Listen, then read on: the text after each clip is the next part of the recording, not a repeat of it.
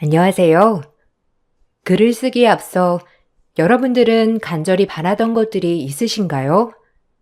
전 항상 모든 것을 누리고 살아서 가지고 싶은 것도 딱히 간절히 바라던 것도 없었어요. 하지만 결혼하고 완전 180도로 바뀌게 되었어요. 결혼 후 그냥 자연스레 생길 것 같던 아이가 안 생겼어요.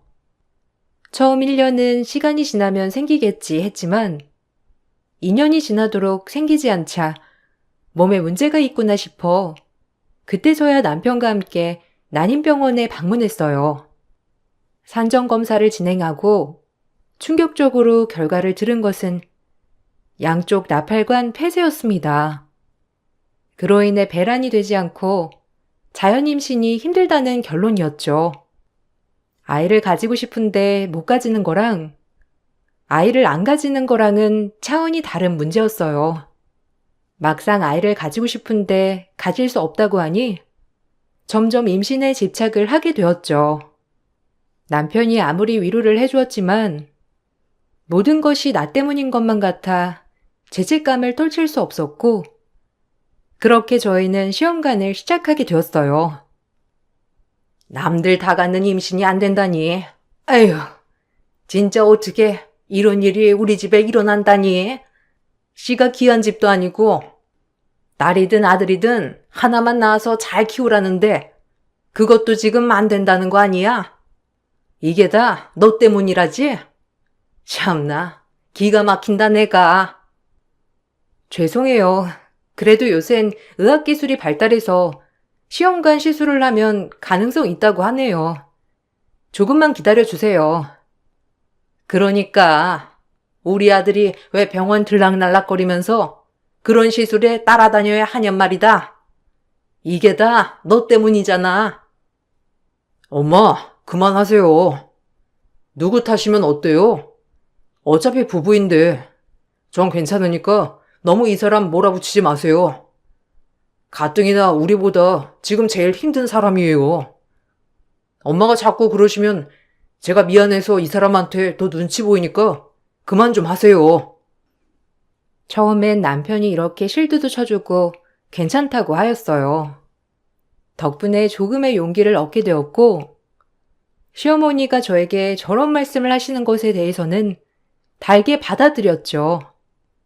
어느 누가 시험관 해야 하는 며느리를 좋아할까 싶어 그냥 꿋꿋이 참았어요. 시험관 시술을 진행하다 보니 몸이 참 말을 안 듣더라고요. 살도 찌고 호르몬제를 이용하다 보니 감정 변화도 들쑥날쑥했어요. 저도 모르게 이유 없이 우울해지는 날도 많았고 제가 점점 살이 찌자 시어머니는 저를 볼 때마다 더욱더 한숨을 쉬었어요. 벌써 애 들어섰냐? 아니 살이 왜 이렇게 찌는 거니 너는? 애도 없는데 살이 찌니까 애가 안 들어서는 거야. 살 좀 빼라. 이게 약 쓰는 것 때문에 의사들도 살이 찐다고 하더라고요. 제 뜻대로 찌는 건 아닌데 그래도 요샌 식이 조절하고 있어요. 약 같은 소리. 내 주변에 아는 사람 며느리도 시험관인지 뭔지 하는데 얼마나 날씬한 줄 아니? 똑같이 약 쓰고 해도 너같이 살찌면 애 안 들어서. 알겠니? 내가 이런 것까지 일일이 얘기해줘야 해. 하여튼 전부가 다 마음에 안 든다 정말.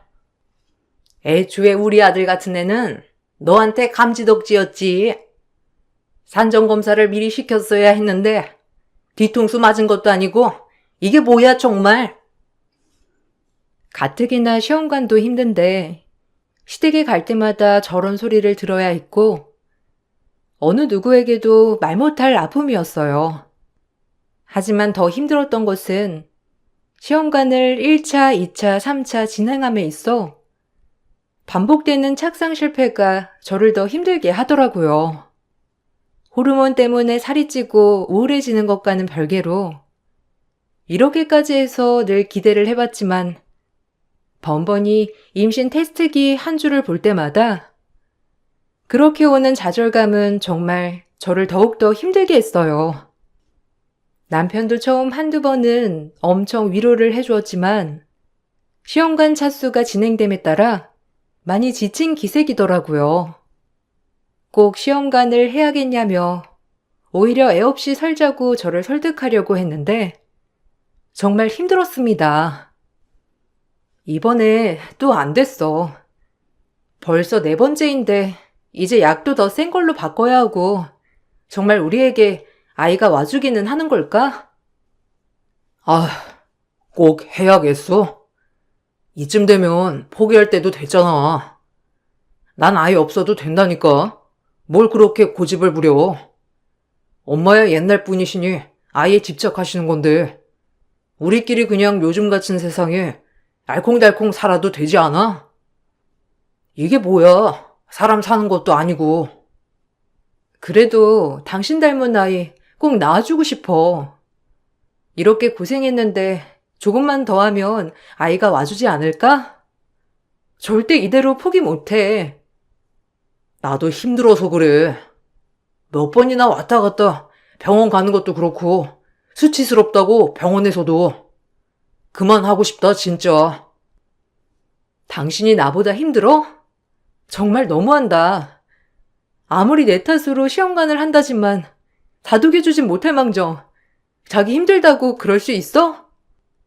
내가 얼마나 아이 기다리는 거 알면서 꼭 그렇게 마음을 후벼 파야 속이 시원하니?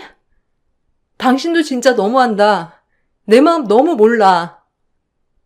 아이 없이 살자는 남편이 왜 이렇게 원망스러운지 그날 남편한테 오히려 신경질을 내었어요.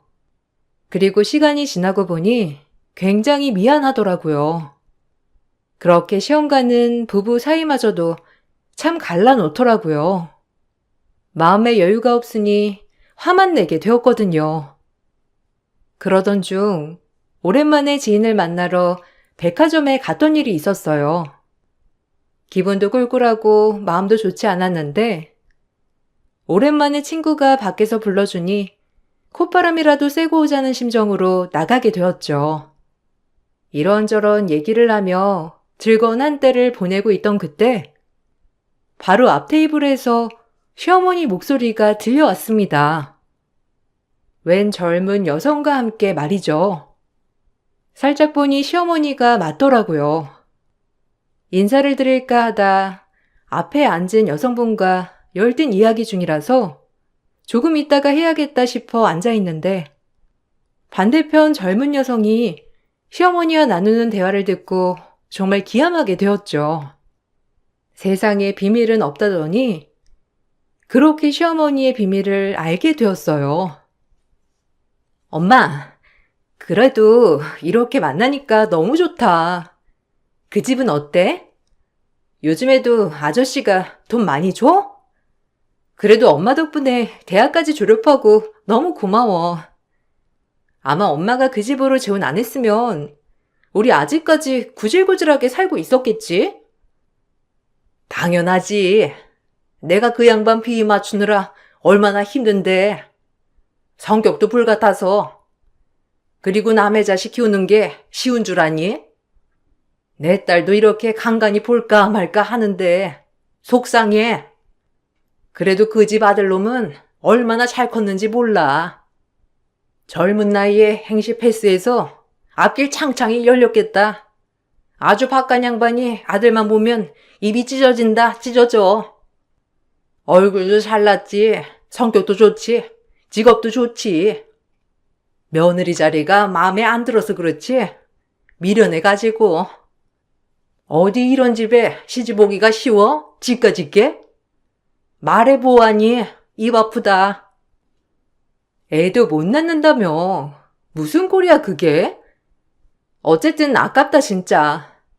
그 부인 자리가 너무 별로네 정말. 엄마도 신경 쓰이겠다. 그래도 내가 네 아빠랑 혼인신고도 안 하고 산 게 다행이지. 혼인신고 했어봐.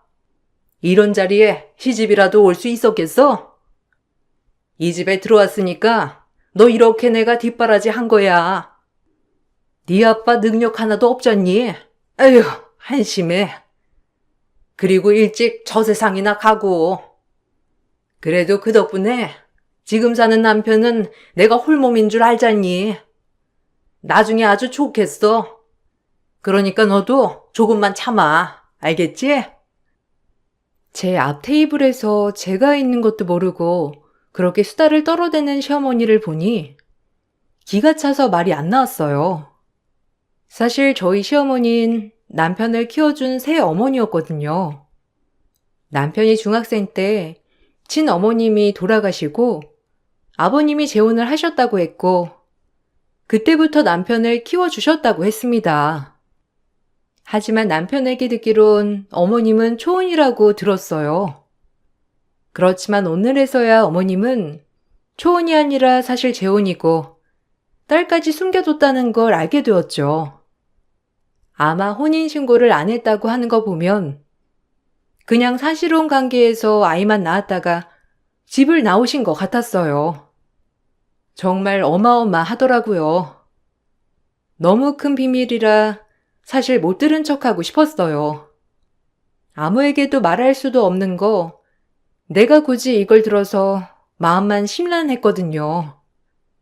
그때까진 그냥 소름이 돋지만 뭐 사정이 있겠거니 싶었어요. 사정 없는 사람 있나 싶기도 했고 이 얘기를 들춰내서 굳이 분란을 만들고 싶지도 않았거든요. 얘, 뭘 그렇게 듣고 있어? 우리 얼른 가자. 디저트 카페 내가 알아놓은 데 있거든? 이제 일어나서 슬슬 가보자. 기막혀. 참 10길 물속은 알아도 한길 사람 속은 모른다더니. 정말 알 수 없는 게 사람이다. 어떻게 참. 무슨 말이야?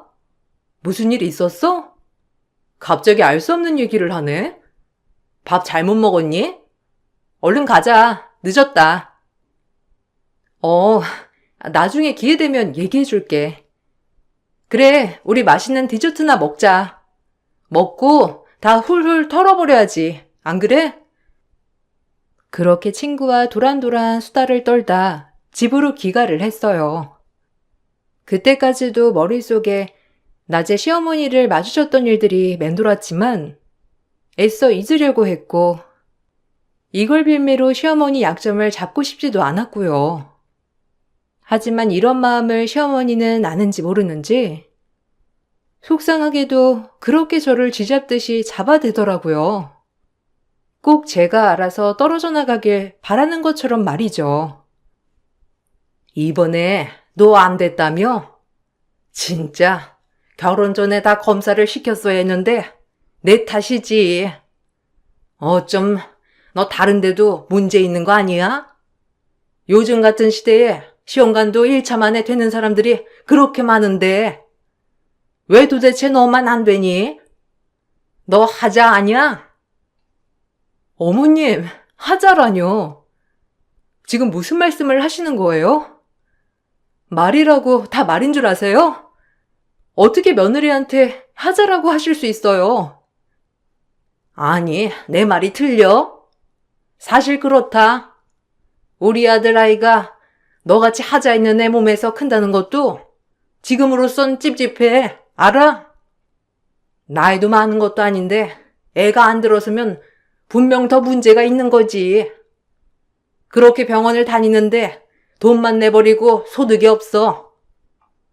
어머님이 돈 보태주시는 거 아니잖아요. 그리고 막말하지 마세요. 저도 참고 있으니까요. 어머님 그 막말 진짜 지겹네요. 당신 그만 못해? 진짜 요새 왜 그래? 여기가 어디라고 언성을 높여? 엄마가 걱정돼서 한 말 같은데 그냥 걱정해 주시나 보다 하면 될 것이지. 꼭 그렇게 따지고 들어야 돼? 마음 좀 곱겠어. 당신 힘든 거 아는데 그래도 최대한 여유를 가져봐. 당신도 똑같아. 지금 그런 말이 나와? 어머님이 나한테 한 막말은 막말이 아니고 내가 말한 건 크게 잘못한 건가 보지? 내가 말했잖아. 엄마한테 잘하라고. 나 키워주신 분이야.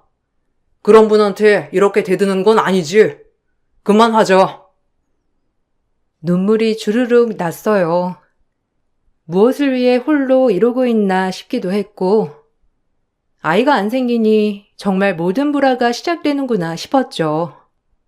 아이를 포기할까 싶은 생각도 수십 번, 수백 번 들었지만 정말 포기가 되지 않았어요. 울며 겨자 먹기로 5번째 실수를 했을 때 희미하게 임신 테스트기에 2줄이 선명하게 찍히더라고요. 전 그 모습을 보고 드디어 됐구나 싶었죠. 너무 좋아 남편에게 알렸고, 아이 없이 살자던 남편도 그 얘기를 들으니 정말 너무 좋아하더라고요. 당장에 시댁에 전화도 넣었고, 아이가 없이 살자고 했던 남편이지만 막상 임신을 했다고 하니 정말 그 표정을 잊을 수 없이 너무 좋아했던 남편이었어요. 고마워 진짜. 고생했어. 2줄이라니. 우리 그럼 아이 생긴 거야? 진짜 와 믿기지가 않네. 너무 고마워. 잘할게. 아니야. 자기도 고생했지. 아, 우리가 부모가 된다니. 너무 설레고 기쁘다 정말. 자기도 고생 많았어. 그리고 미안했어. 이러고 있을 게 아니라 엄마랑 아빠한테 전화 넣어야지. 얼마나 좋아하실 거야. 애기 들어섰다면. 엄마도 이제 마음 많이 풀리셨을 거야. 이제 자기 임신했으니 막말도 안 하실 거고. 그러니까 당신은 꽃길만 걸으면 된다 이거야. 좋아하는 남편을 보니 여기까지 꾹 참고 달려온 게 보람이 되더라고요. 저렇게 아이를 좋아하면서 없이 살자고 했구나 라는 생각이 들면서 한편으론 굉장히 미안했고요. 저의 임신 소식을 듣고 늘 말이 없으신 시아버지도 좋아하셨고, 시어머니는 그렇게 기뻐하시지 않는 것 같았지만 그냥 축하한다 한 말씀 하시더라고요. 그렇게 마냥 기뻐하고만 있을 때 하혈이 시작되었어요. 너무 놀라 병원에 가보니 화학적 유산이라고 했어요. 초기 착상 후 이렇게 간혹 화학적 유산이 된다고 말이죠. 오히려 임신이 안 됐을 때보다도 더 실망스럽더라고요. 뭐가 문제일까 하면서 더 자책감이 들었고 남편과 시댁에 정말 죄스러웠어요. 내가 이럴 줄 알았다. 제 하자 있다고 했지? 임신하면 뭐해? 다 흘려보내는 걸. 그렇게 난리칠 때부터 알아봤어. 참나, 어떻게 가진 귀한 아이인데 흘려보내길. 내가 기가 막혀서 말이 안 나온다 정말. 너 이 집에 붙어있고 싶니? 그만해요. 새아기도 마음이 많이 안 좋을 텐데. 지금 누구보다 힘든 게 새아기인데 당신이 그렇게 말하면 안 되지. 제 말이 틀렸어요? 당신도 얼마나 아이 기다렸어요. 내가 그걸 모르는 것도 아니고 참나 기가 막혀서 그러는 거죠. 너무하세요 정말. 제 기분은 생각 안 하세요? 같은 여자면서 어떻게 그렇게 또 마음 아픈 말만 골라 하시냐고요. 간신히 처음으로 착상된 아이였어요. 그런데 그렇게 말하고 싶으세요? 의사 선생님 말론 12주 이전에 유산된 건 산모 탓이 아니라는데. 왜 산모 탓이 아니야? 너 탓이지? 그렇게 정신승리 하고 싶니? 애 안 들어서는 것도, 애 흘려보낸 것도 다 네 탓이야. 이렇게 시어머니가 막말을 하는데도 남편도 지쳤는지 아무 말이 없었어요. 진짜 실망스럽고 이럴 때일수록 더더욱 외로워졌죠. 내가 이 사람을 놔줘야 하나 싶은 마음까지 들었고, 정말 굳이 내가 남편을 붙잡고 있는 것은 아닌가 하는 생각이 들면서 진짜 괴롭더라고요. 남편에게 이혼해 주냐고까지 물어봤지만 남편은 절대 그렇게는 안 된다며 길길이 날뛰더라고요. 지금이라도 말해. 이혼해 줄게. 어머님 하신 말씀 틀린 것도 아니지 뭐. 나도 이대로 살기 힘들어. 당신도 지쳐 보이고. 어머니 막말은 다 참을 수 있는데 나한테 쏟아붓는 거 보면서 당신 아무 말도 안 하는 거 보기가 더 힘들어. 원하면 이혼해 줄게. 무슨 말이 그래? 나도 지쳐서 그래. 이혼은 무슨? 아예 안 생긴다고 이혼하는 게 말이 돼? 아예 없어도 된다고 했잖아. 아니, 당신은 아이 필요한 사람이야. 그냥 당신도 이제 지겹다고 대놓고 얘기해. 이혼해 줄 테니까. 그 표정도 견디기 힘들어. 아, 네가 지금 너무 예민해서 그래. 일단 몸이랑 마음 좀 추슬러. 그리고 다시 얘기하자. 너 정신 건강도 중요해. 남편은 이혼은 안 된다고 하더라고요. 아무래도 저를 사랑한다기보다 보수적인 공무원 사회에서 이혼남으로 살기가 싫어서 그런 것 같았어요. 그렇게 1주, 2주를 폐인처럼 지내다 이대로는 안 되겠다 싶어 운동도 끊고 다시 활력을 되찾기로 마음을 먹었어요. 그리고 주변 시험관 엄마들이 10차, 14차 이렇게 하는 모습들을 보며 이제부터 장기간전이다라고 멘토를 부여잡았죠. 건강한 것도 챙겨 먹고 운동도 하고 열심히 몸에 좋다는 것들을 다 챙겼습니다. 일단 꾸준한 멘탈 관리를 위해 힘을 썼어요. 그래도 요새 많이 체력도 좋아지신 것 같아요. 이제 꽤 차수도 오래됐는데 힘을 잃지 마세요. 아이가 조금 늦게 오는 거랍니다. 발이 작잖아요. 그러니까 천천히 오는 거라고 생각하고 마음 다스리는 게 환자분한테도 참 좋은 일일 거예요. 감사합니다. 이렇게 위로를 받으니까 조금 힘이 나네요. 기다리면 언젠간 오겠죠, 우리 아기. 그러니까 잘 기다려 봐야죠. 가족보다도 의사 선생님이 오히려 위로를 많이 해주더라고요. 가장 크게 와닿았던 말이 아이 발이 작아서 오는데 시간이 걸린다는 말. 정말 마음 깊이 와닿았어요. 그래, 우리 아기 너무 작아서 오는데 시간이 걸릴 거야 하며 힘을 내서 시험관 시술에 박차를 가했어요. 6번째, 7번째 줄줄이 실패. 그래도 무너지지 않았고 내 몸이 닿을 때까지 끝까지 놓지 않겠다는 일념 하나로 정말 최선을 다했습니다. 지난번처럼 좌절보다는 오히려 다음에 한 번 더라는 마음으로 마음을 다스렸어요. 시간이 굉장히 많이 흘렀고 다달이 할 수 있는 시술이 아니었기에 정말 장기전이 되는 싸움이었습니다. 그래도 힘을 내면서 이렇게 마음을 다스리니 정신적으로도 건강해졌죠. 반복된 실패에도 다시 일어설 수 있었거든요. 그리고 8번째, 9번째, 대망의 10번째, 드디어 전 임신에 성공했어요. 지난번 화학적 유산을 겪었던 터라 이번엔 남편에게조차 말하기 두려웠고 마냥 기쁘다기보다 혹시나 하는 마음에 최대한 안정을 하고 지냈어요. 대망의 12주가 지나고 안정기가 들어설 무렵이었어요. 이제 좀 마음 놓으셔도 될 것 같아요. 아이 심장 소리도 우렁차고 아기 집 크기도 너무 좋고요. 지금부터는 유산 확률도 떨어지니 조금 마음의 여유를 가지셔도 될 것 같아요. 너무 축하드립니다. 그동안 고생하셨어요. 이제 출산병원으로 서류 써드릴게요.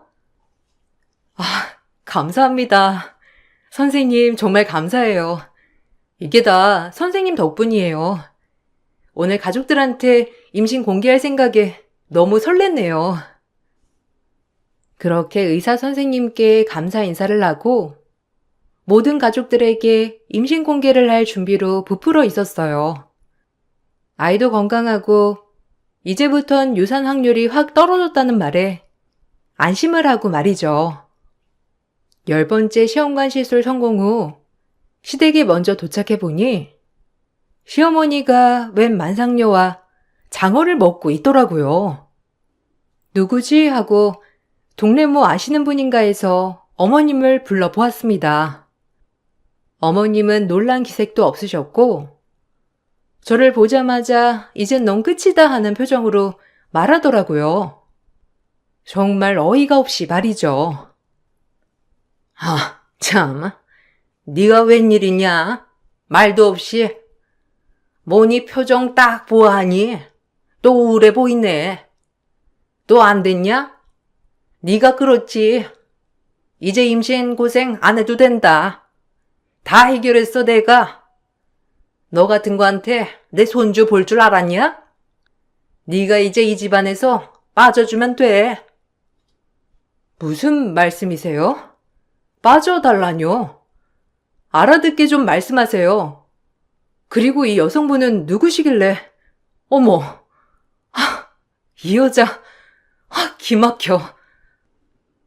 어머님 옆에서 웃으면서 아무렇지 않게 밥을 먹는 애엄마 얼굴을 보자마자 기가 막혀 웃음이 나오더라고요.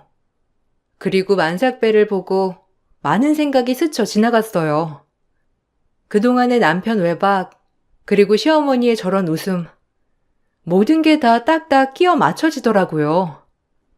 전 그 길로 인터넷에서 이혼 양식을 다운로드하여 출력했어요. 이게 웬 떡이냐 싶을 정도로 세게 도장을 찍고 남편에게 내밀었어요. 설레발을 치는 것일 수도 있지만 제 생각이 맞다면 시어머니는 짐승만도 못한 짓을 다 꾸미고 계획한 것 같았거든요. 그래, 내가 빠져야지. 이 천한 집구석에서. 시엄마는 초혼이라고 숨기고 시집와서 지 딸을 며느리로 둔갑시켜 데리고 들어와.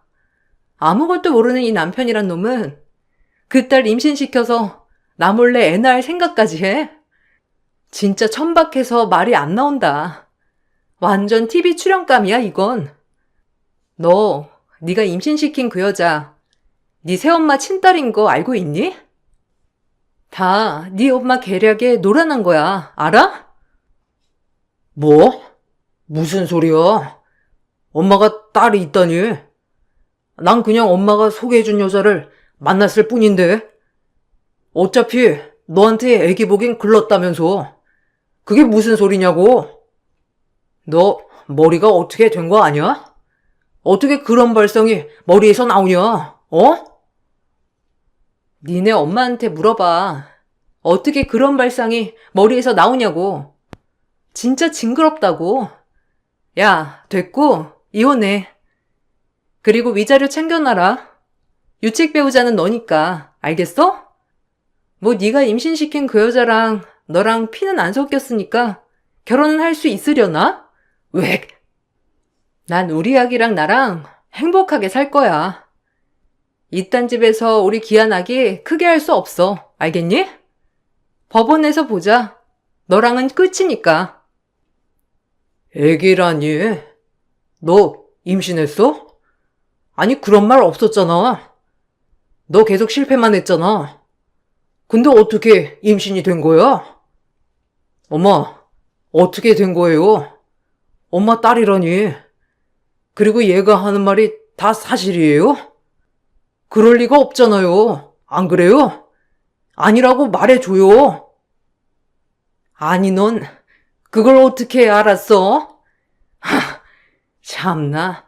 혹시 너 내 뒤 캐고 다녔니? 이게 하다하다 시엠이 뒤까지 캐고 다녀? 이것이 진짜? 저기요. 잘난 그 주둥이로 말하는 거 제가 들었거든요. 그러게 앞뒤 사방 뚫린 데선 입조심을 하셨어야지. 다 큰 백화점에서 우리 딸. 참나. 남말은 새가 듣고 반말은 지가 듣는 데써요. 그걸 제가 들어버렸고요. 세상에 비밀은 없죠? 이 정신 나간 아줌마야. 시어머니는 제가 한 말을 듣고 입이 떡 벌어졌고 그 딸 또한 입이 벌어져서 아무 말도 못하더라고요. 그리고 놀랬는지 배가 아프다며 시어머니에게 병원을 가야 한다고 했고 전 그래도 눈 하나 깜짝하지 않았습니다. 그냥 다 소름이 돋았거든요. 그리고 남편은 제가 임신했다는 말에 눈이 휘둥그레졌더라고요. 더 이상 왈가왈부하고 싶지도 않고 말도 섞고 싶지 않았어요. 설사 남편이 저와 이혼할 생각까지 없었다고 하더라도 다른 여자와의 사이에서 아이를 가질 생각을 했다는 게 소름이었어요. 이런 인간을 믿고 내가 살았나 싶은 생각과 시어머니와 만삭녀, 즉 그 딸, 그리고 남편 이 셋을 보고 있으니 정말 짐승보다 못하다고 느껴지며 역겨웠어요. 그리고 전 이혼 소송을 준비하였고 유책 배우자인 남편의 외도 사실과 시어머니의 충격적인 반응에 대해 낱낱이 증언해야 했죠. 그리고 뱃속의 아이를 지키겠다는 일념하에 정말 멘털을 쥐어잡고 다스렸습니다. 엄마가 어떻게 나를 속여요? 아니, 우리 집을 기만해? 지금 모든 거 속이고 다 우리 집에 시집 온 거예요? 애초에 이런 목적이었어. 당신 딸한테 내 갖게 한 것도 우리 집 재산 당신 손주한테 물려주면 좋으니까 그런 거 아니야? 애초에 그런 거겠지. 아니, 내 말 좀 들어봐라. 너도 좋다며. 우리 딸 임신만 하면 이혼할 거라며. 근데 왜 이제 와서 그러냐? 어차피 너희 피도 안 섞인 남남지간 아니야. 이게 뭐가 문제야? 그냥 둘이 이제 잘 살면 되는 거지. 저것이랑 빨리 이혼하고 잘 살면 된다고. 아, 말도 안 돼. 내가 돌았지. 당신 말을 듣고 무슨 짓을 한 거야, 진짜? 우리 아버지, 나 철저히 당신한테 속았어. 알아? 지금 그게 문제야? 네 애 가진 우리 딸 배 아파서 병원 가 있는데 지금 이렇게 따질 때니? 네 핏줄인데 그럴 거야? 내 핏줄이든 말든 인정 못해. 난 속았어. 당신한테 철저히 속았다고. 그게 어떻게 되든지 말든지 내 할 바 아니야. 알겠어? 그래도 너도 동조했잖아. 사실은 아이 갖고 싶어서 내 말에 따른 거 아니니? 어디서 이게 나한테 온팡 뒤집어 씌워? 법원에서 남편과 시어머니 둘이 싸움이 났고 판사와 검사, 변호사 모두 이런 경우가 있나 싶게 쳐다보더라고요. 결론은 남편이 유책 배우자는 확실하였기 때문에 남편 집 재산 분할과 함께 위자료 그리고 태어날 아이에 대한 양육비는 지급하라는 결정이 떨어졌고요. 제가 친권, 양육권 모조리 가져올 수 있었어요. 또한 시어머니에게 청구한 정신적 피해 보상에 대한 위자료도 받을 수 있었죠. 이것뿐만 아니라 상간녀 소송도 걸었습니다. 어찌됐건 제 남편의 혼외자를 가진 건 사실이니까요. 시어머니는 본인 딸이 상간녀가 되자 노발대발 난리가 났고 그럼에도 불구하고 어찌할 도리는 없었죠. 시어머니의 딸조차도 저에게 4천만 원이라는 돈을 지불해야 했어요. 전 끝까지 아이를 지키기 위해 정말 멘토를 다스렸죠.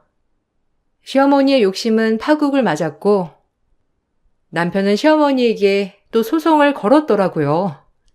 참 웃기죠? 그동안 속은 것에 대한 붕괴로 인해 아버님도 이번 일로 충격이 이만저만이 아니었고 아버님 또한 시어머니에게 이혼 소송을 걸었습니다.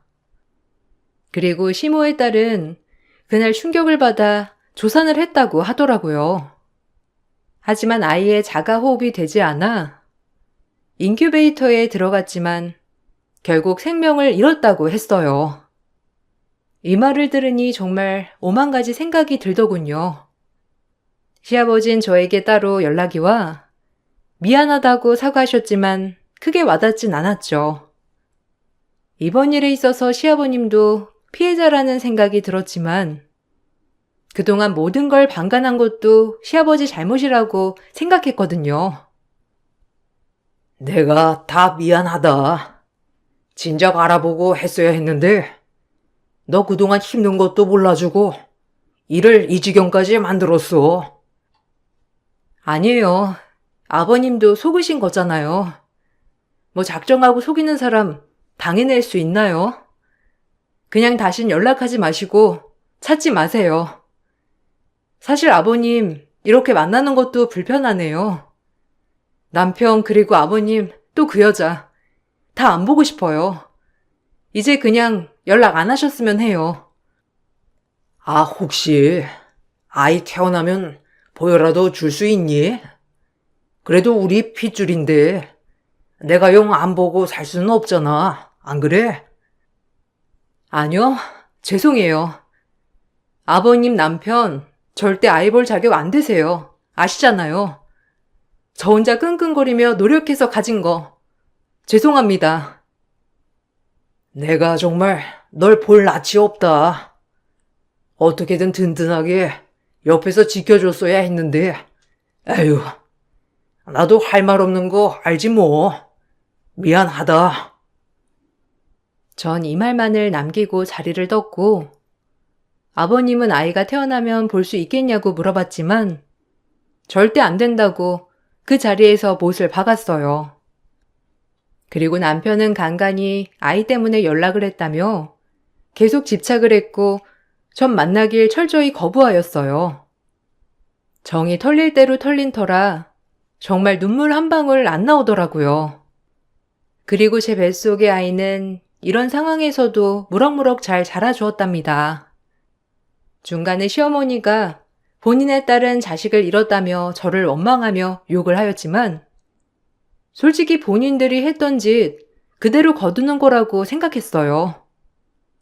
욕심이 많은 시어머니의 최후라고 생각했고 애초부터 거짓된 삶을 시작했으니 끝 마무리가 이렇게 끝났겠죠. 정말 지금 생각해도 인간이 이렇게까지 무서울 수가 있나 싶어요. 하긴 여기에 노란한 남편 또한 어리석고 소름 돋긴 마찬가지지만요. 네가 날 이렇게 만들고 제대로 살 수 있을 것 같아? 우리 딸, 너 때문에 아이 잃었어. 네가 난리만 치지 않았더라도 조선할 일이 뭐가 있냐고. 하필 이때 애가 들어섰니? 네 애가 세상을 떠났어야지.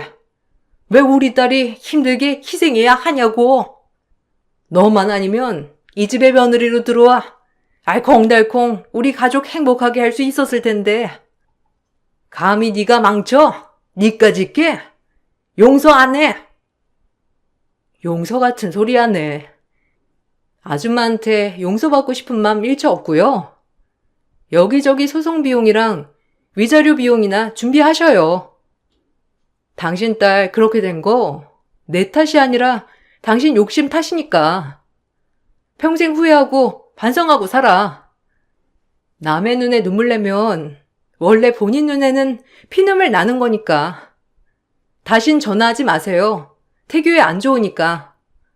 정말이지 소름 돋고 짐승 같은 아줌마. 정말 진절머리나. 전 전화를 끊어버리고 집도 다 이사를 했어요. 남편은 하루가 멀다 하고 찾아와 간청하고 빌었지만 절대적으로 마음이 돌아서진 않았고요. 그렇게 시간이 지나 건강한 사내아이를 출산했답니다. 어찌나 눈에 넣어도 안 아플 것 같던지 요즘엔 아이 재롱 보는 맛에 살고 있어요. 아이가 주는 행복, 기쁨, 이 세상 무엇보다도 기쁘더라고요.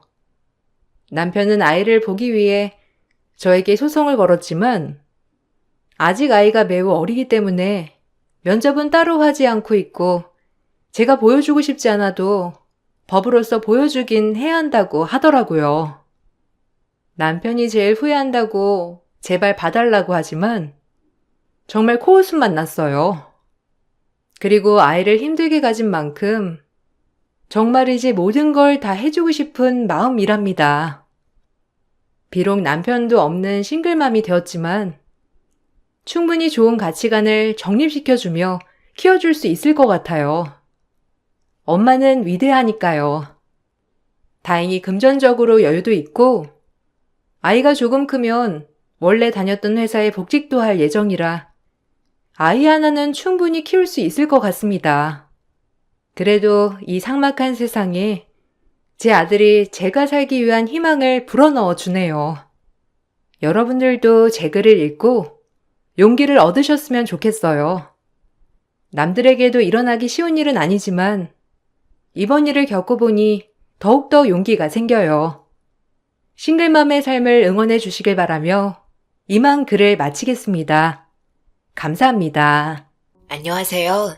이곳에다 사연을 신청하려다 보니 많이 어색한 부분도 있고 제가 겪었던 삶을 여러분들께 잘 표현할 수 있을지 걱정이 되기도 하네요.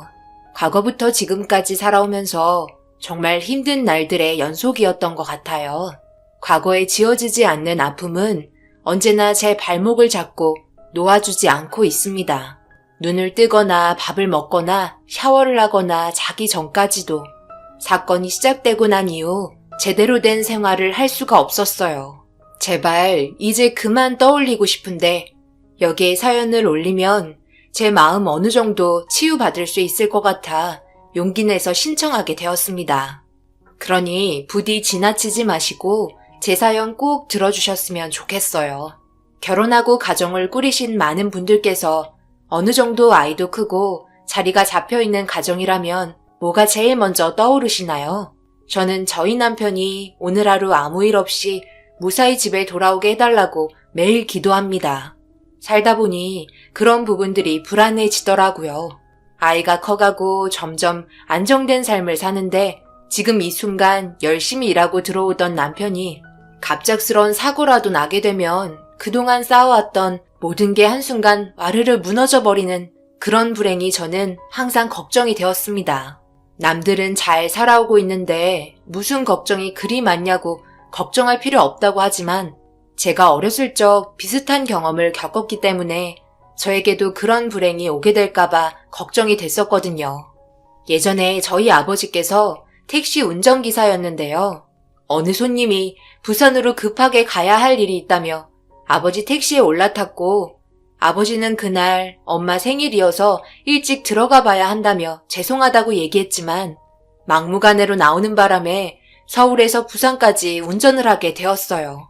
그렇게 부산에 손님을 내려드리고 새벽 늦게 집에 올라오고 있는데 하루 종일 운전한 상태에서 부산까지 왕복을 하게 되면서 몸에 무리가 많이 왔었나 봐요. 결국 졸음 운전으로 가드레일을 정면으로 받치게 되면서 세상을 떠나고 말았습니다. 그렇게 집안의 기둥이 무너지게 되면서 저희 집안은 한순간에 무너져 내리게 되었어요.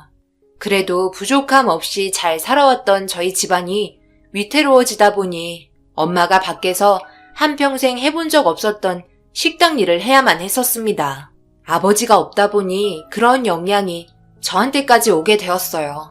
엄마는 늦은 저녁 때까지 저를 먹여 살리려고 일을 해야 했고 하루하루 아버지를 그리워하며 보낸 시간에 눈물을 흘리고 있을 때 엄마는 제 앞에서는 눈물 한 방울 보여주지 않으셨지만 늦은 새벽 이불 속에서 오열하며 눈물을 흘리셨습니다. 그런 모습에 위로라도 해드리려 들어가 보면 울다 지치셨는지 아버지 영정사진을 감싸 안고 겨우 잠이 드셨어요. 그리고 술에 의존하지 않으면 하루하루 살아갈 수 없으셨습니다. 그렇게 세월이 지나면서 저희는 작은 방 하나 딸려있는 호프집을 오픈하게 되었고 매일 저녁 시간만 되면 술에 찌들어 정신 못 차리는 손님들을 보며 그런 손님을 부축해주는 엄마를 보고 있으니 너무 가슴이 아파졌습니다. 당시 초등학생밖에 안 된 저는 아무런 힘도 되어줄 수 없었고 제가 할 수 있는 건 오로지 설거지뿐이었어요. 그런데 어느 날 장사가 끝이 나고 문을 잠그고 자고 있는데 갑자기 와장창 깨지는 소리가 들리더라고요. 저는 그 소리에 너무 놀라 눈물을 흘리며 엄마 뒤에 숨었어요. 엄마는 누구냐며 소리를 질렀고 술집 안으로 들어온 건장한 남자들은 술 한 잔만 하려고 했는데 문을 안 열어줘서 부수고 들어왔다는 충격적인 말을 꺼냈습니다. 너무 어렸던 저는 그런 모습들이 무서워 엉엉 울자 술 취한 남자들은 조용하라며 소리를 지르기 시작하면서 싸움이 벌어지게 되었어요. 엄마는 당장 나가라며 소리치고 난리를 쳤지만 눈 하나 깜빡 안 하는 그 사람들은 저희 호프집을 아수라장으로 만들고 사라졌습니다. 그때가 추운 겨울날이었고 밖에서는 눈이 펑펑 내리고 있었어요. 엄마는 깨진 현관문에 다가가 눈물을 흘리면서 테이프로 찬바람이 들어오지 않게 막고 있었습니다. 그런 곳에서의 삶은 한두 번이 아니었어요. 경찰들도 왔었지만 그때뿐이었죠. 결국 다른 곳으로 이사를 했고 엄마는 학교 앞에서 다시 작은 분식집을 차렸습니다. 다행히도 집주인분께서 좋은 가격으로 맞춰주셔서 장사를 할 수 있었어요. 그렇게 그곳 학교를 다니며 분식집에서 엄마 일손 도우면서 하루하루 열심히 살아오게 되었습니다. 그렇게 살면서 엄마와 좋은 추억도 만들고 점점 안정을 찾기 시작했고 고등학교 졸업할 때까지 한 곳에서 머물러 있을 수 있었어요. 저도 이제 성인이 되었기 때문에 앞으로 더 많은 일들을 할 수 있었어요. 엄마는 제가 대학을 다녔으면 좋겠다고 했지만 경제적인 상황이 받쳐주지 않았기 때문에 저는 바로 취업을 시작했어요. 그리고 많은 돈은 아니지만 엄마와 함께 살아가면서 조금이나마 도움을 드릴 수 있었습니다. 그렇게 쓰러진 기둥을 다시 일으켜 세우는 데까지 거의 10년이라는 세월이 흘러버린 것 같았어요. 힘겹게 다시 일어난 만큼 앞으로 엄마와 함께 행복한 삶을 살고 싶었어요. 다른 거 바라지 않았어요. 그저 삼시세끼 걱정 안 하고 서로 웃는 얼굴 보면서 과거의 아픔 잊어버리고 엄마와 앞으로 여행도 다니면서 좋은 추억 많이 만들고 싶었습니다. 하지만 그런 사소한 소망마저도 저에겐 줄 수 없었나 봅니다. 아직도 그때 일이 잊혀지지 않는 것 같아요. 생각보다 일이 늦게 끝난 상태라서 엄마가 기다리고 있을 거라 생각하니 제 발걸음을 서둘러 재촉하기 시작했어요. 그런데 지나가다가 횡단보도 앞에 훈제치킨을 팔더라고요. 저녁도 먹지 않았던 저는 엄마와 함께 먹을 생각하며 포장해서 기분 좋게 집으로 향했어요.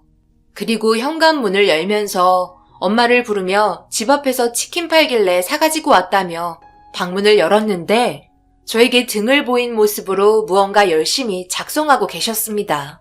그래서 엄마를 껴안으며 뭐하고 계신지 물어봤어요. 엄마, 뭐하고 계시길래 말도 없고 아는 척도 안 해요? 저 안 보고 싶었어요? 치킨 사왔어요. 저 안 와서 저녁도 안 드셨죠? 주방에 보니까 음식 하나 해 드신 것도 없이 식기도 그대로던데. 가계부 쓰고 계셨어요? 엄마, 정신 차려봐요. 일어나 봐요. 왜 아무런 대답이 없어요? 제발 일어나 봐요. 여기 사람이 쓰러졌어요. 도와주세요. 옆 동네에서 제 목소리를 듣게 된 주민분께서 저희 집으로 급하게 오셨고 바로 사태 파악을 하셨는지 구급차를 불러 응급실로 향했어요. 하지만 엄마는 구급차에 타기 전부터 세상을 떠난 상태였어요. 그리고 알게 된 사실은 그동안의 피로 축적으로 과로사로 인한 뇌출혈이었습니다. 얼마나 힘들고 피곤했으면 과로로 쓰러지기까지 하신 건지 저에겐 항상 웃음만 보이며 건강하셨는데 엄마는 그렇지 못하다는 걸 알고 계셨나 봐요. 보고 싶어 목 놓아 울어봐도 엄마는 제 목소리를 듣지 못했어요. 제발 저 혼자 놔두고 가지 말라고 애원해도 제 손을 잡아주지 않으셨어요. 집에 있을 때만 해도 몸이 따뜻하셨는데 엄마의 몸은 금세 차가워지셨습니다. 비명을 지르며 제발 일어나라고 가슴을 치고 수십 번, 수백 번 엄마를 불러 외쳤는데 결국 저는 엄마의 손을 놓치게 되었고 먼저 세상을 등지고 마셨습니다. 정말 조금의 여유가 생기게 되었는데 이제 행복할 수 있는 시간이 다가왔는데 맛있는 것도 먹고 여행도 다니면서 추억 하나하나 쌓아가기로 했는데 저에게 말 한마디 하지 않고 떠난 엄마가 너무 원망스러웠어요. 원하지 않았던 엄마의 장례를 치르고 만신창이가 된 몸으로 집에 도착해 떨리는 손으로 현관문을 잡은 상태로 한참을 서 있었어요. 문을 열면 엄마가 저를 보며 밝게 웃으며 반겨줄 것만 같은데 차마 문을 열지 못하겠더라고요. 여는 순간 제가 상상했던 순간들이 전부 사라지고 어두컴컴하고 차가운 공기만 남은 현실이 보일까봐 너무 두려웠습니다. 그렇게 한참 동안 현관 앞에서 주저앉아 울고 있었을 때 계단에서 올라오던 한 사람이 있었어요.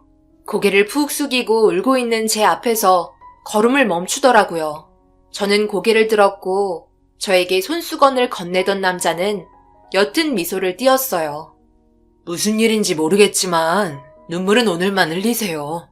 당신의 삶이 힘들어지는 모습을 누군가가 바라볼 때 그 사람 또한 가슴이 아프고 똑같이 눈물을 흘린다는 걸 알아주셨으면 해요. 그리고 그 아픔을 혼자 갖고 있지 말고 주변 사람들과 나눠보세요. 그럼 한결 편해질 거예요. 제가 그렇게 도움을 받아서 아픔을 딛고 일어설 수 있었거든요. 저와 처음 마주한 남자의 차분하고 조용한 목소리와 저에게 건네준 손수건은 제 마음을 어느 정도 진정시켜 주었어요. 그리고 누군가 바라볼 때 똑같이 힘들어한다는 말에 하늘에서 저를 바라보고 계신 부모님께서 가슴 아파할 것 같은 생각이 스치게 되었습니다. 제가 이렇게 매일 눈물로 삶을 살아가는 걸 부모님 또한 원치 않을 것 같았어요. 그래서 저는 용기 내 현관문을 열고 들어갔습니다. 그리고 그날 모든 걸 눈물로 쏟아냈어요. 회사에서는 저에게 며칠의 시간을 주었고 마음 충분히 추스르고 다시 출근했습니다. 돈을 벌어야 하는 목적이 사라져서 매일 똑같이 움직이는 기계처럼 생활했지만 그래도 눈물은 흘리지 않았어요. 그런데 어느 날 야간 근무를 끝내고 집에 들어왔는데 누군가 저희 집 초인종을 눌렀고 현관문 밖에서 들린 목소리는 저에게 손수건을 건넨 윗집 남자였습니다. 조심스럽게 문을 열어보니 저에게 검은 봉투를 살짝 열린 문틈으로 밀어 넣어 주었어요. 건네받은 저를 바라보며 힘내라며 밝은 웃음으로 바라봐 주었고 계단으로 다시 올라가는 모습을 바라본 후 현관문을 닫았습니다. 그리고 봉투 안에 들어있던 건 귤 몇 개가 들어있었어요. 하지만 그게 끝이 아니었어요. 내일 현관문을 두드렸고 귤이 담긴 봉지를 저에게 건넸습니다. 그만하시라고 말을 해도 현관문을 열어주지 않아도 현관문 손잡이에 걸어두었고 힘내라는 쪽지를 건네주었어요.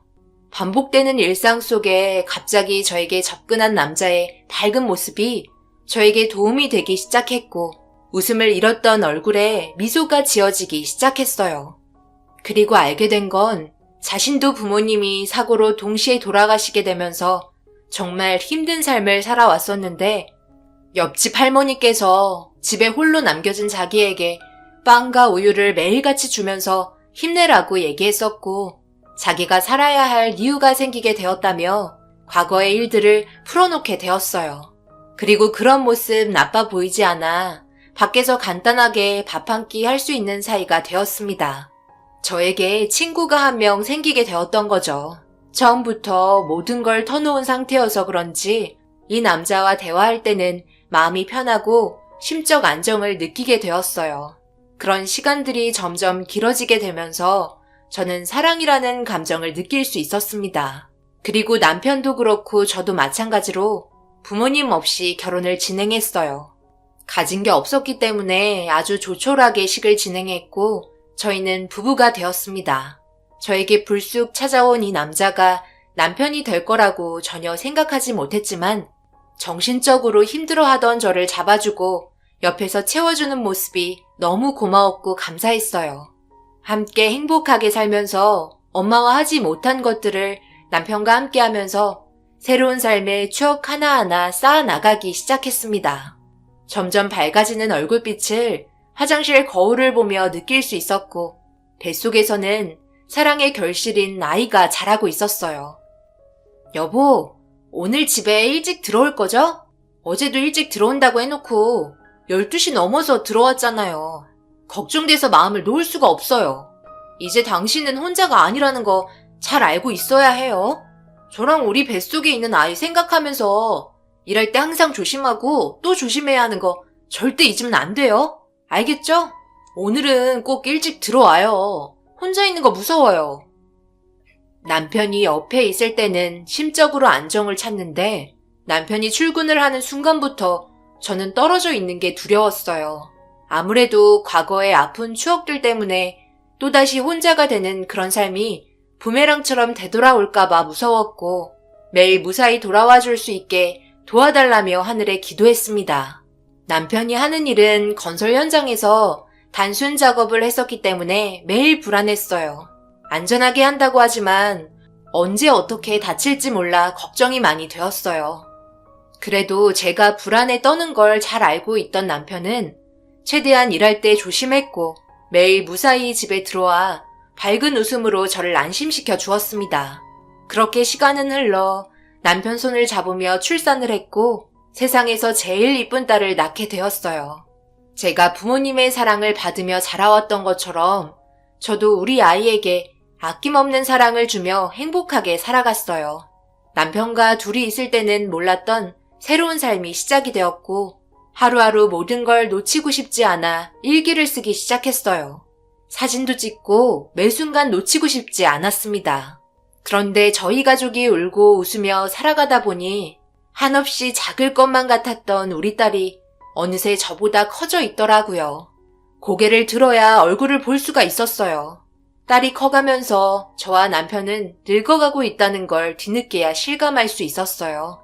화장대에 앉아 거울을 바라보니 흰머리가 군데군데 많이 보이더라고요.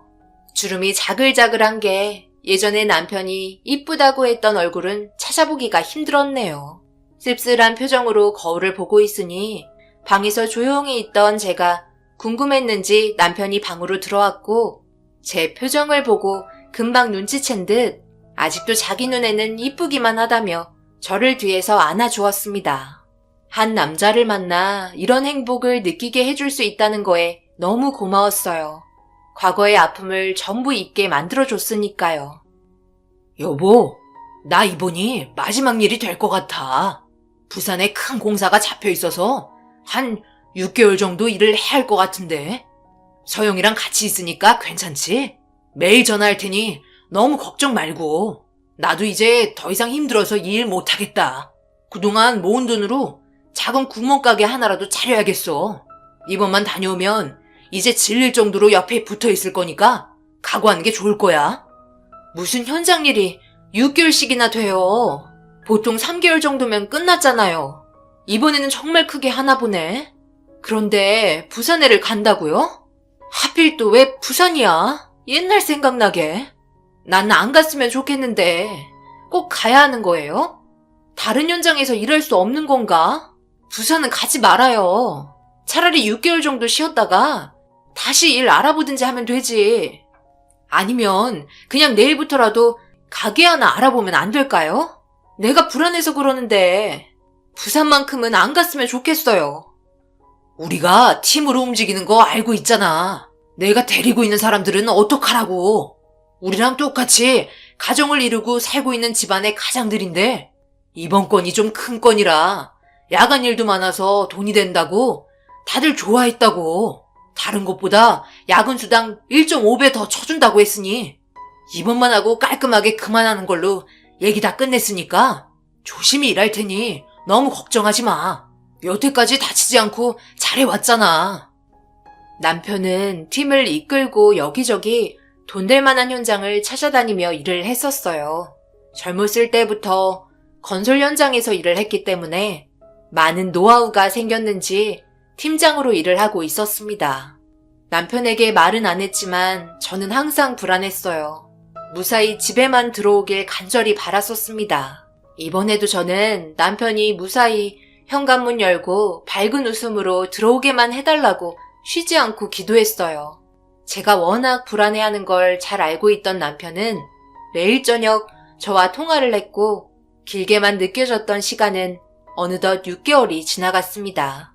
마무리 단계라며 전날에 통화를 끝냈고 남편은 부산에 맛있는 먹을거리가 많다며 서영이와 함께 여행 겸 주말에 같이 시간 보내고 함께 올라오길 원하고 있었어요. 부산의 아픔 때문에 별로 가고 싶지 않았지만 그래도 남편이 보고 싶어 서영이와 함께 부산으로 출발했어요.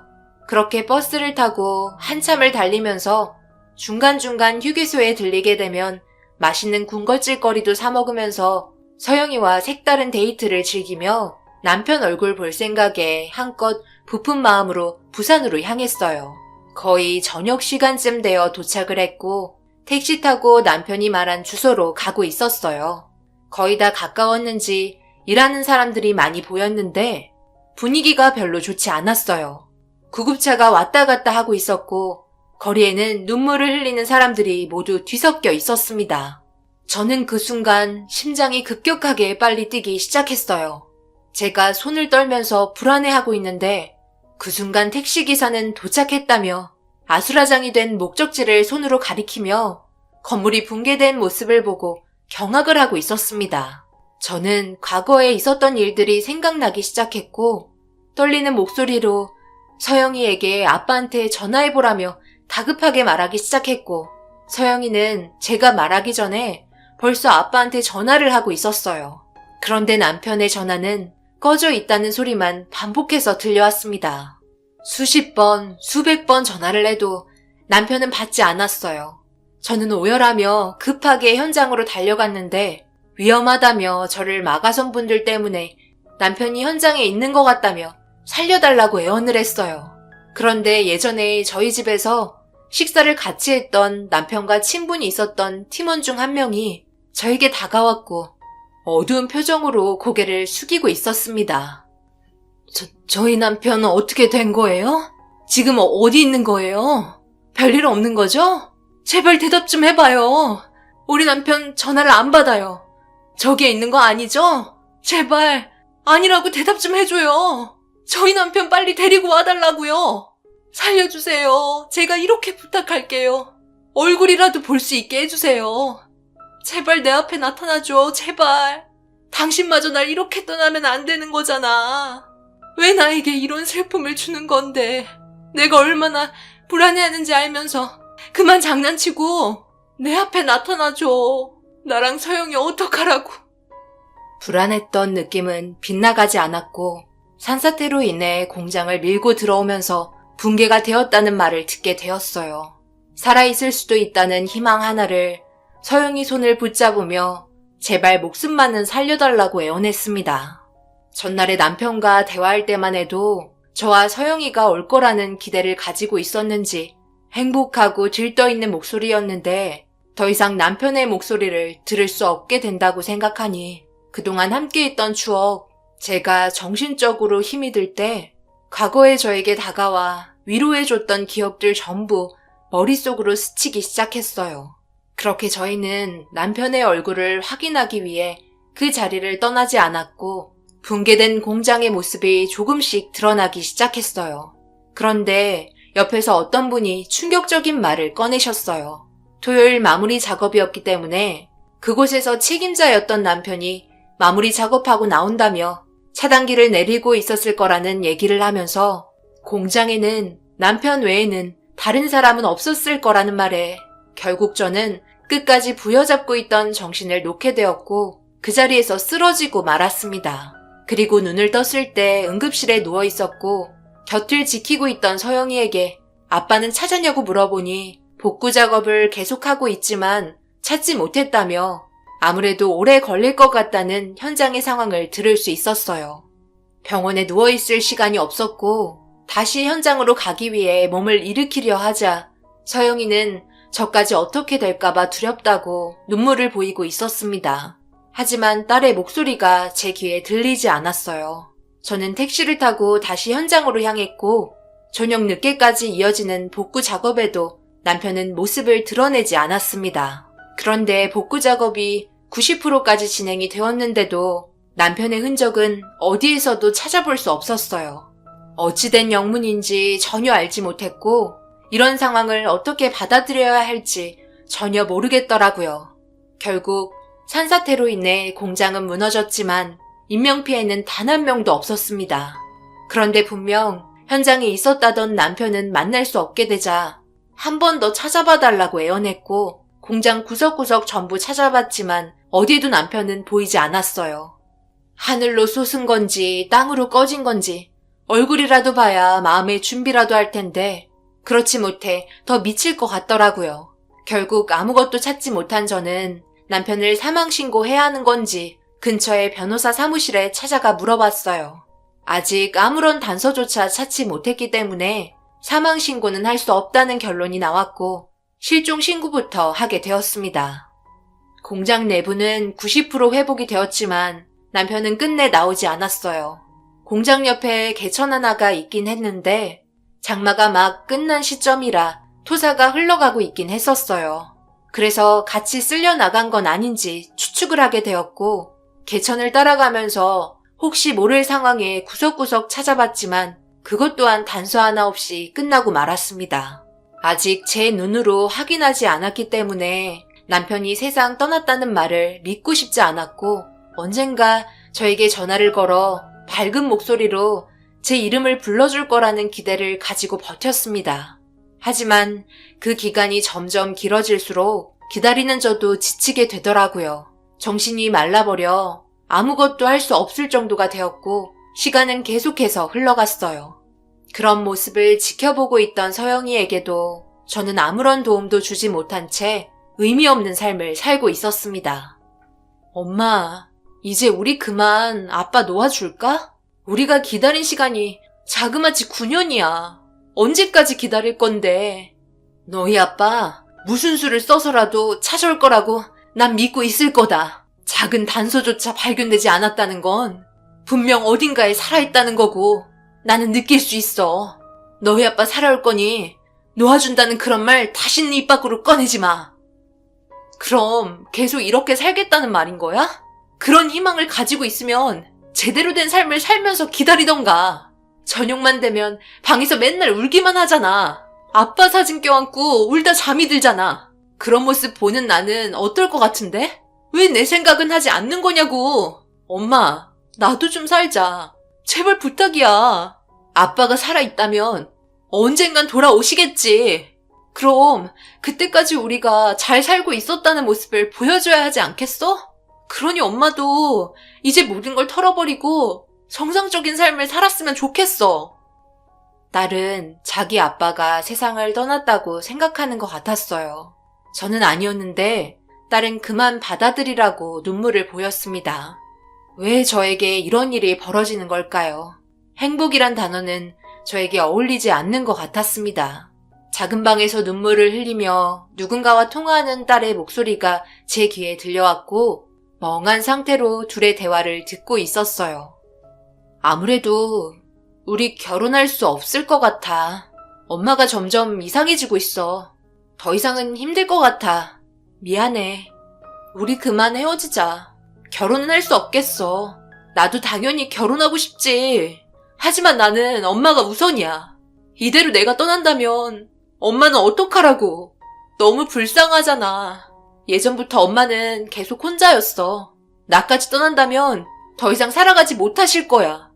그러니 다른 좋은 여자 만나서 행복하게 살아. 오늘 용기 내서 좋은 남자 있다고 말하려고 했는데 엄마의 상태를 보니 도저히 입이 떨어지지 않네. 잘 살고 행복해. 이만 끊을게. 서영이는 전화를 끊음과 동시에 오열하기 시작했어요.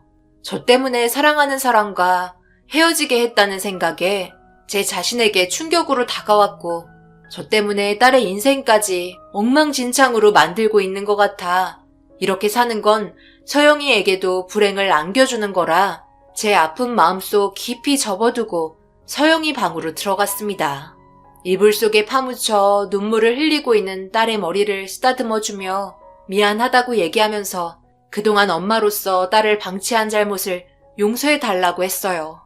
그렇게 딸의 행복을 위해 기운을 차리려고 노력했고 그런 모습에 서영이도 조금씩 미소를 보여주기 시작했어요.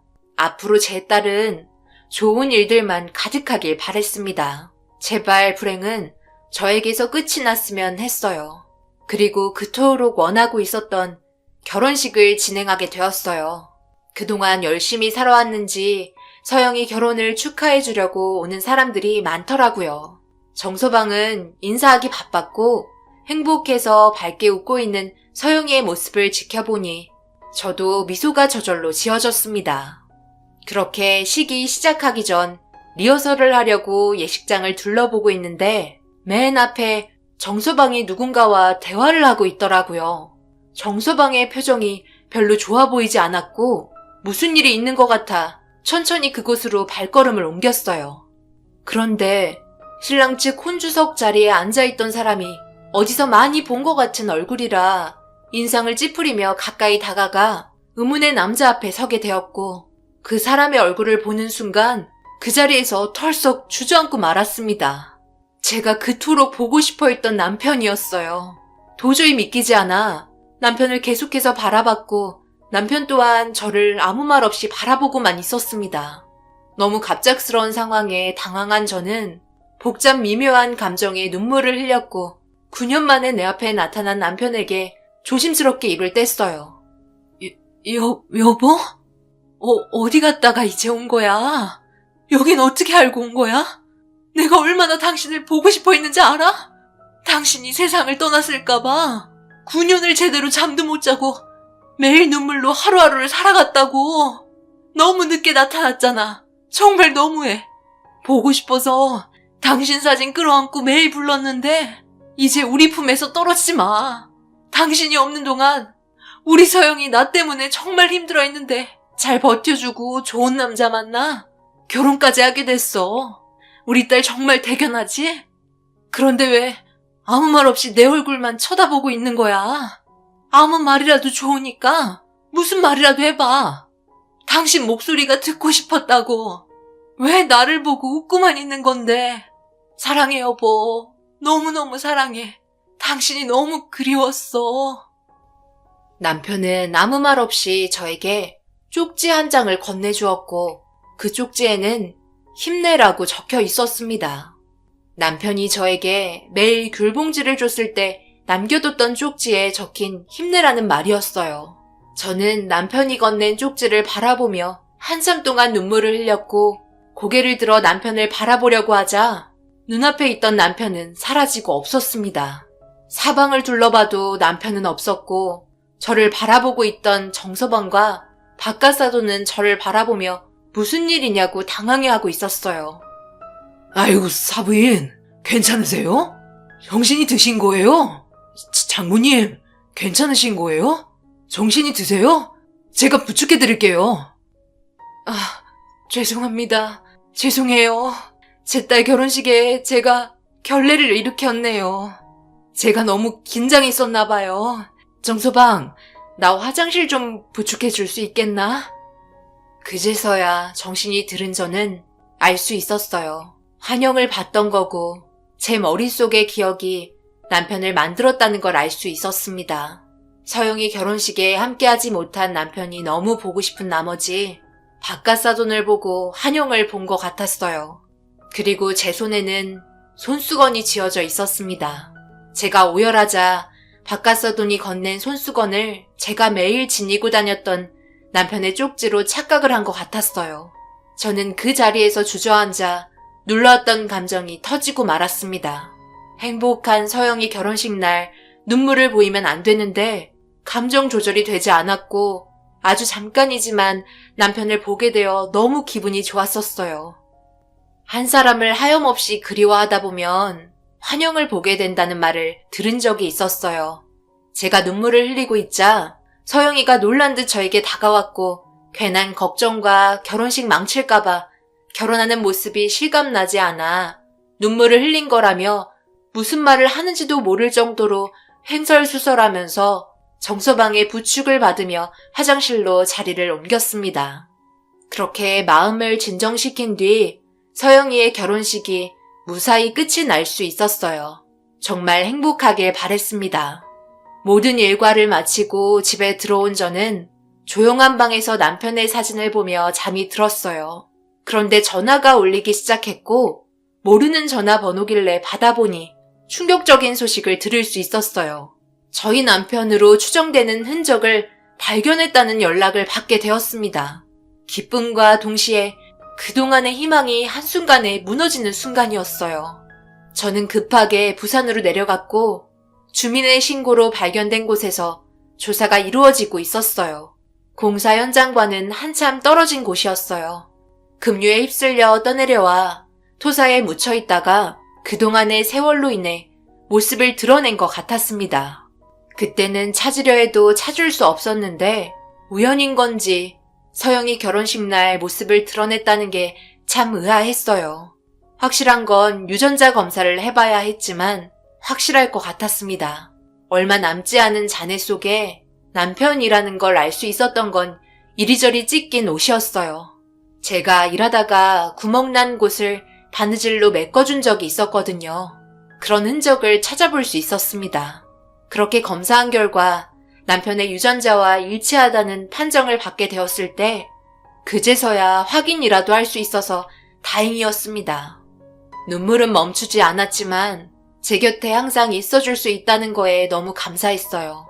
이 소식을 신혼여행 다녀온 뒤에 서영이에게 알렸고 납골당에서 아빠의 모습을 바라보며 하염없이 눈물을 흘렸습니다.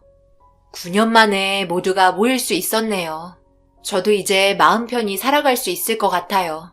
얼마 남지 않은 시간 서영이 손주 낳는 것도 보고 천천히 뒤따라 갈 테니까 그곳에서 조금만 기다려줘요. 항상 저와 서영이를 위해 열심히 살아준 여보 고맙고 미안하고 사랑합니다.